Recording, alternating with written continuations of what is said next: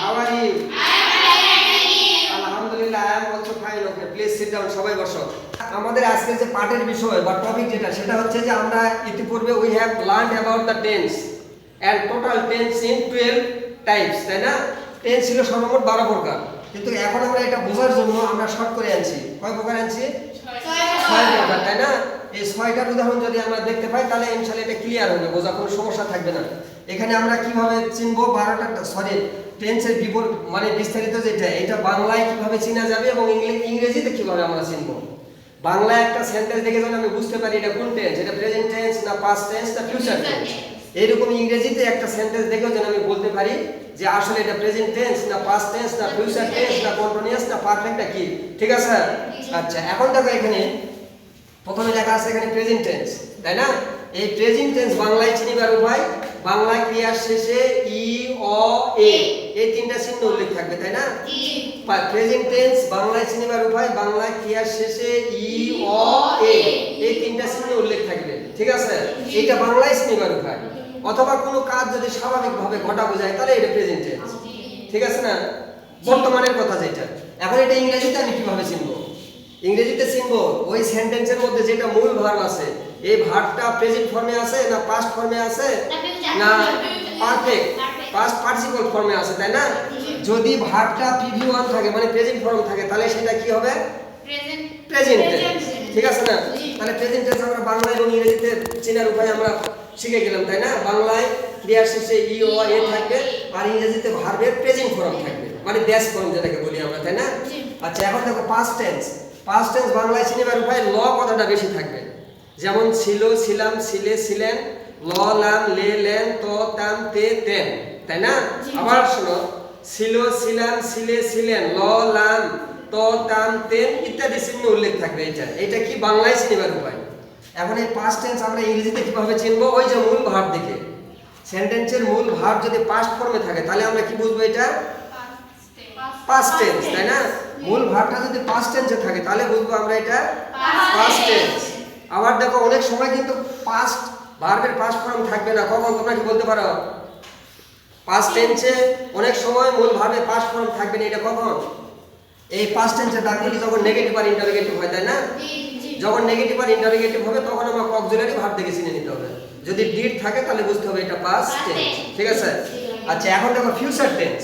Future tense আমরা বাংলায় চিনিবার উপায়, বাংলা ক্রিয়ার শেষে বে, ব, বা, বে, বেন চিহ্ন উল্লেখ থাকবে। বাংলা ক্রিয়ার শেষে বে, ব, বা, বে, বেন চিহ্ন উল্লেখ থাকবে, তাই না? আর এটা যখন আমরা ইংরেজিতে চিনবো, এটা ইংরেজিতে চিনবার একটা সহজ উপায় হচ্ছে যে ওই সেন্টেন্সের মধ্যে যদি শ্যাল অথবা উইল কথাটা থাকে এবং ভার্বের প্রেজেন্ট ফর্ম থাকে। ইংরেজিতে চিনিবার উপায়, যদি ওই সেন্টেন্সের মধ্যে শ্যাল অথবা উইল থাকে কিংবা ভার্বের শ্যাল উইল সহ ভার্বের প্রেজেন্ট ফর্ম থাকে, তাই না? সেটাকে আমরা কি বলবো? Future tense. আচ্ছা, এখন আসবো আমরা কন্টিনিউয়াস টেন্স। কন্টিনিউয়াস টেন্সের বাংলা হচ্ছে চলমান। যে কাজ চলমান সেটাই কন্টিনিউয়াস। তাহলে এটা বাংলা চিনিবার উপায়, কন্টিনিউয়াস টেন্সটা চলমান, তাই না? যেমন চলছে, চলতেছিল, চলতে থাকবে, ঠিক আছে না? মোট কথা চলমান হলে এটা কি হবে? কন্টিনিউয়াস। এবং ক্রিয়ার শেষে এই কথাটা উল্লেখ থাকবে। দেখো চয়ে, ছ এবং তে এই কথাটা সবসময় বেশি উল্লেখ থাকে। যেমন মানে আমি করিচ্ছি, আমি খাচ্ছি, আমি যাচ্ছি, আমি ঘুমাচ্ছি, আমি লেখিচ্ছি, আমি পড়িচ্ছি, আমি যাইতেছি, আমি করিতেছি, আমি খাইতেছি, এরকম, তাই না? আমরা যে কন্টিনিউয়াস টেন্স সেটা বাংলায় চিনবো। কন্টিনিউয়াস শব্দের অর্থ চলমান, যে কাজ চলছে, চলতেছিল, চলতে থাকবে, এটাই হচ্ছে কন্টিনিউয়াস, তাই না? আর বাংলায় যে চিহ্নটা থাকে যে ছয়, ছ এবং তে কথাটা উল্লেখ থাকবে। যেমন আমি করিচ্ছি, আমি খাচ্ছি, আমি ঘুমাচ্ছিলাম, আমি যাচ্ছিলাম, এই যে ছয় ছয় আসছে না? আবার তে কথাটাও আসবে, ঠিক আছে না? যেমন খাইতেছি, করিতেছি, খেলিতেছি, পড়িতেছি, এইরকম, ঠিক আছে? এটা বাংলা চিনিবার উপায়। মোট কথা চলমান, কিন্তু এই চিহ্নগুলো উল্লেখ থাকবে, তাই না? ছয়, ছ অথবা তয়ে গেল। ঠিক, এখন দেখো আমরা কি শিখবো এখন এটা বাংলায়, এই যে পারফেক্ট টেন্স। পারফেক্ট টেন্স আমরা কিভাবে চিনবো? একটা কথা খেয়াল করবা, পারফেক্ট শব্দের অর্থ সবে মাত্র যে কাজটা শেষ হয়ে গেছে, যার ফল এখনো বিদ্যমান আছে, এটাকে বলা হয় পারফেক্ট, ঠিক আছে? এই পারফেক্ট টেন্সে বাংলায় কি কথাটা আসবে? এই যে অন্তঃস্থ উচ্চারণটা বেশি হবে, ঠিক আছে? আমরা যখন পারফেক্ট টেন্সটা বাংলায় চিনবো তখন বাংলায় অন্তঃস্থ এর উচ্চারণ আসবে। যেমন আসো, আসি, আসে, আসে, আসেন। এসো, এসি, এসে, এসেন। আবার দেখো বাংলা ক্রিয়ার শেষে আসো অন্তঃস্থ উচ্চারণ হবে, ঠিক আছে? আসো, আসি, আসে, আসেন। তারপরে এসো, এসি, এসে, এসে, এই চিহ্নটা বেশি উল্লেখ থাকবে, ঠিক আছে? আচ্ছা, এখন দেখো এখানে ইংরেজিতে চিনিবার উপায় থাকবে। এই সেন্টেন্সের মধ্যে এই যে হ্যাভ ভার্ব সহ PV3 থাকবে। PV3 আমরা বুঝি তো ভার্বের 3 নাম্বার ফর্ম, তাই না? এটা আমরা উদাহরণে আমরা বুঝতে পারবো। এখন আপাতত মানে চিনিবার উপায়টা বলে রাখি। তাহলে ইংরেজিতে কি হবে? হ্যাভ ভার্ব সহ PV3 থাকবে, মানে ভার্বের 3 নাম্বার ফর্ম থাকবে, তাই না? আর এই কন্টিনিউয়াসে ইংরেজিতে বি ভার্বের সঙ্গে আইএনজি যুক্ত থাকবে। কন্টিনিউয়াস টেন্স ইংরেজি চিনিবার উপায় বি ভার্ব প্লাস আইএনজি, তার মানে কি বি ভার্ব সহ আইএনজি উল্লেখ থাকবে, ঠিক আছে? আচ্ছা, এখন দেখো এটা পারফেক্ট কন্টিনিউয়াস। এটা আসলে আলাদা কোনো টেন্স নয়, এটা পারফেক্ট আর কন্টিনিউয়াস এই দুইটা মিলে হয়েছে পারফেক্ট কন্টিনিউয়াস, তাই না? যেমন এই যে পারফেক্ট আমরা আলোচনা করছি, কন্টিনিউয়াস আলোচনা করছি, তাই না? তাহলে এই টেন্সটাই বাংলা চিনিবার উপায় এই পারফেক্ট কন্টিনিউয়াস টেন্স বাংলায় চিনিবার উপায় কন্টিনিউয়াস টেন্সের মতোই, কন্টিনিউয়াস টেন্সের মতো। এই যে কন্টিনিউয়াস টেন্সে কি আছে এইরকমই বাংলায়, ঠিক আছে? মানে এই কাজটা চলমান, শুধু পার্থক্য হচ্ছে কি? তাহলে এইটা এটার মধ্যে পার্থক্য কি? What is the difference between continuous and perfect continuous? পার্থক্যটা কি? পার্থক্যটা ওই জায়গায়, এই শুধু কন্টিনিউয়াস যেটা এটাতে কোনো সময় উল্লেখ থাকবে না, আর পারফেক্ট কন্টিনিউয়াস যেটা এটাতে সময় উল্লেখ থাকবে বাংলায়, ঠিক আছে? এটাও পারফেক্ট কন্টিনিউয়াস টেন্স ও কন্টিনিউয়াসের মতোই চলমান, কিন্তু এখানে সময় উল্লেখ থাকবে। আর ইংরেজিতে ফর আর সিন্স কথাটা উল্লেখ থাকবে, ঠিক আছে? হ্যাঁ, তাহলে এখন দেখো আমরা যে এই মানে আমরা সর্বমোট যে এখানে ফর্মুলাটা ব্যবহার করলাম, যে মোট আমরা এখানে 12টা টেন্সকে কাটে আমরা কয় টেন্স করছি? 6টা করছি, তাই না? এটা তোমাদের বোঝার জন্য। এখন আমরা উদাহরণ দিয়ে বুঝে দেব, ঠিক আছে? আচ্ছা, এখন দেখো আমরা এখানে এই যে টেন্সগুলো বাংলায় এবং ইংরেজিতে চিনিবার উপায় শিখলাম, তাই না? এখন আমরা দেখো এখন আমরা এক্সাম্পল মানে উদাহরণের মাধ্যমে আমরা দেখবো যে আসলে আমরা বাংলায় চিনিবার উপায় এবং ইংরেজি চিনিবার উপায় যেটা আলোচনা করলাম এটার সঙ্গে মিল আছে কিনা, তাই না? এখানে দেখো এটা কি প্রেজেন্ট টেন্স না? ইংরেজিতে চিনিবার উপায় ছিল ভার্বের প্রেজেন্ট ফর্ম থাকবে, তাহলে দুটো এটা প্রেজেন্ট ফর্ম না?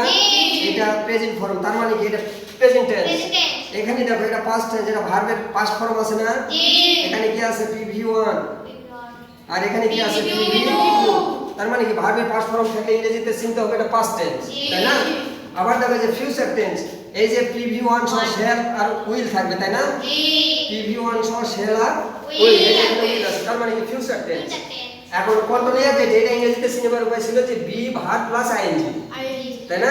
আমরা বি ভার্ব বলতে বুঝি এম ইজ আর ওয়াজ আর হ্যাভ হ্যাজ হ্যাড যেটাই বলো, মানে বি ভার্ব যেটা। তাহলে দেখো এটা বি ভার্ব, এই ভার্ব এটা ডু না, ডুর সঙ্গে আইএনজি যোগ করা আছে না? তাহলে এটা কি কন্টিনিউয়াস না?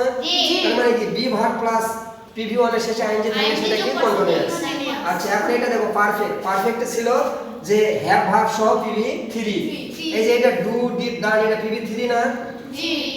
এই যে হ্যাভ ভার্ব আছে না? হ্যাভ হ্যাজ হ্যাড, তাই না? আর দেখো যে পারফেক্ট কন্টিনিউয়াসের কথা আমি যেটা বলছিলাম, যেটা কন্টিনিউয়াস টেন্সের মতো, শুধু এখানে একটা সময় উল্লেখ থাকবে এবং ইংরেজিতে ফর অথবা সিন্স থাকবে, তাই না? দেখো এখানে এই যে ফর আছে না? ফর আছে না এখানে? তারপরে কি আছে এখানে? সময় উল্লেখ আছে না? ক্রিয়া মানে কি? তিন ঘন্টা, ঠিক আছে না?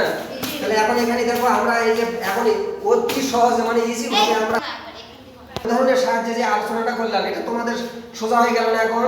এখন তোমরা ইংরেজিতে যে কোনো সেন্টেন্স দেখলে বুঝতে পারবে যে এটা কোন টেন্স, এটা প্রেজেন্ট টেন্স না পাস্ট টেন্স না ফিউচার টেন্স, তাই না? এখন দেখো এই যে প্রেজেন্ট টেন্স যেটা এটা ইংরেজিতে কি হবে? ভার্বের প্রেজেন্ট ফর্ম থাকবে, পাস্ট টেন্স ভার্বের পাস্ট ফর্ম থাকবে, ফিউচার টেন্স শ্যাল আর উইল থাকবে, তাই না? কন্টিনিউয়াস টেন্স বি ভার্ব সহ আইএনজি থাকবে, পারফেক্ট টেন্স হ্যাভ ভার্ব সহ PV3 থাকবে, আর পারফেক্ট কন্টিনিউয়াস টেন্স হবে এটা কন্টিনিউয়াস টেন্সের মতো, শুধু ধরিয়া বা যাবত কথাটা উল্লেখ থাকবে বাংলায়, আর ইংরেজিতে ফর সিন্স অথবা সময় উল্লেখ থাকবে, ঠিক আছে? তো আমি আশা করছি যে এই যে আমি এতক্ষণ যে আলোচনাটা করলাম তোমাদের এই টেন্সের বিস্তারিত চিনিবার উপায়, এটা তোমরা আশা করছি বুঝে গেছো, তাই না? এটা আর কোনো সমস্যা হওয়ার কথা নয়। তো deer learner, I hope that the topic is clear to you. This is all for today. Goodbye and Allah.